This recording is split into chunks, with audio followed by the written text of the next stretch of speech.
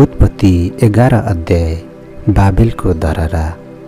त्यस बेला जम्मै पृथ्वीमा एउटै भाषा र एकै खालको बोली थिए।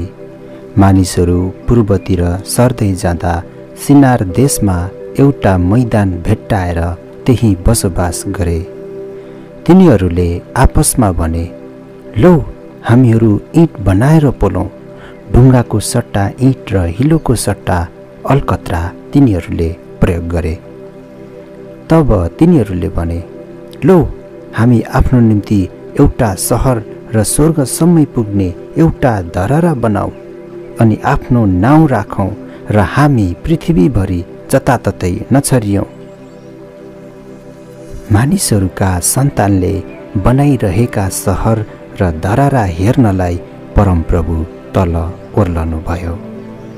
अनि परमप्रभुले भन्नुभयो, यदि एउटै भाषा बोल्ने एउटै जातिको स्थानमा अहिले यिनीहरूले यो गरे भने अब तिनीहरूले योजना गरेको कुनै पनि कुरा असम्भव हुने छैन।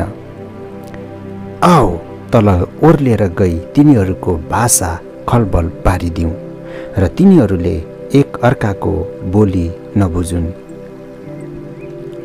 तब परमप्रभुले त्यहीँबाट तिनीहरूलाई जम्मै पृथ्वीभरि तितर बितर पारिदिनुभयो र तिनीहरूले त्यो सहर बनाउन छोडिदिए। यसकारण त्यसको नाउँ बाबेल राखियो, किनभने परमप्रभुले त्यही नै सारा पृथ्वीभरिका भाषा खलबल पारिदिनु भएको थियो। त्यहीँबाटै परमप्रभुले तिनीहरूलाई सारा पृथ्वीभरि तितरबितर पारिदिनुभयो।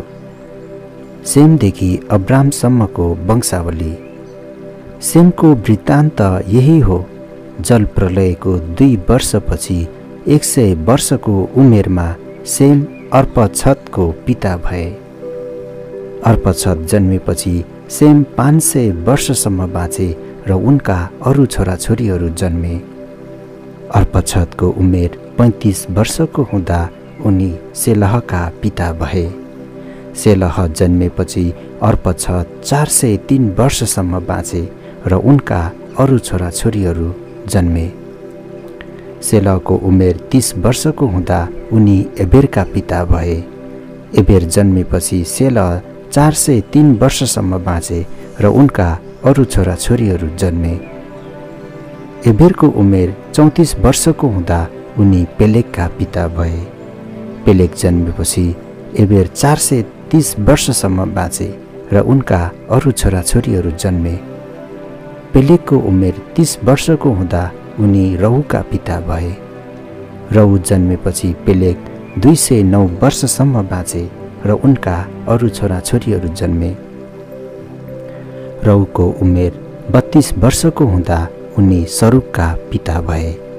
सरुग जन्मेपछि रहु 207 वर्षसम्म बाँचे र उनका अरू छोराछोरीहरू जन्मे। सरुगको उमेर 30 वर्षको हुँदा उनी नाहोरका पिता भए। नाहोर जन्मेपछि सरुग 200 वर्षसम्म बाँचे र उनका अरू छोराछोरीहरू जन्मे।